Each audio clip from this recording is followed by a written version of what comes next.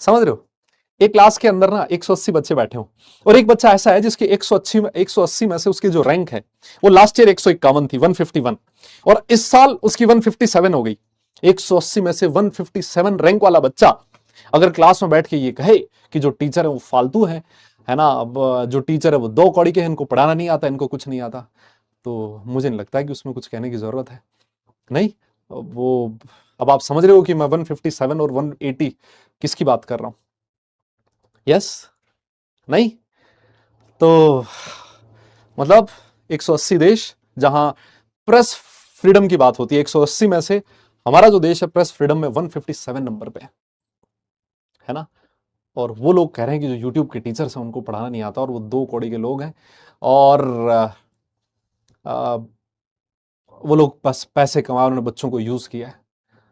तो हमने कहा भाई ठीक है, घर चलाने के लिए तो सबको करना ही पड़ता है, नहीं, हमें भी अपने बच्चों का पेट भरना है, अपने माँ बाप का पेट भरना है ना, तो मेहनत तो हर कोई करेगा, पैसा तो हर किसी को ही चाहिए। लेकिन यार हम बेचने के नाम पे क्या बेच रहे हैं बताइए? टीचर क्या बेच रहा है? एजुकेशन ही तो ना, कुछ अच्छी चीज ही तो बेच रहा है ना वो। ठीक है कि हो सकता है किसी ने किसी कोर्स के 5,000 लिए, किसी ने 7,000 ले लिए होंगे, लेकिन वहां पर उस कोर्स में कहीं ना कहीं एफर्ट तो उस बच्चे का रहा होगा ना।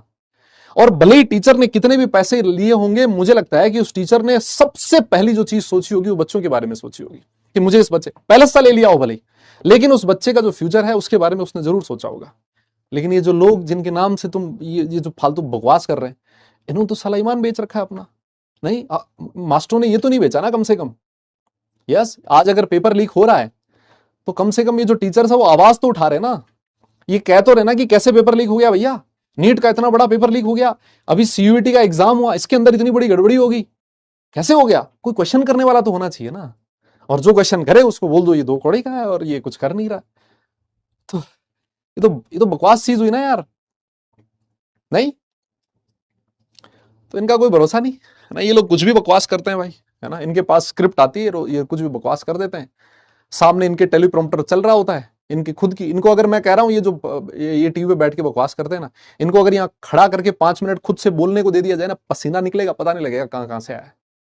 सामने इनके स्क्रीन चल रही होती है, उस पर शब्द लिखे होते हैं, ये बस उन्हीं को बोलते रहते हैं, वो स्क्रिप्ट जो होगी वो किसी तीसरे बंदे ने लिखी होती है इनकी, है ना। कभी क्लास के अंदर खड़ा होके ऐसे 1,000, 2,000, 5,000, लाख बच्चों को पढ़ाएंगे ना, तब पता लगेगा ऐसे पैर कांपते हैं खड़े होने से पहले, है ना, जिनको लोग बोलते हैं कि इनको कुछ नहीं समझ में आता।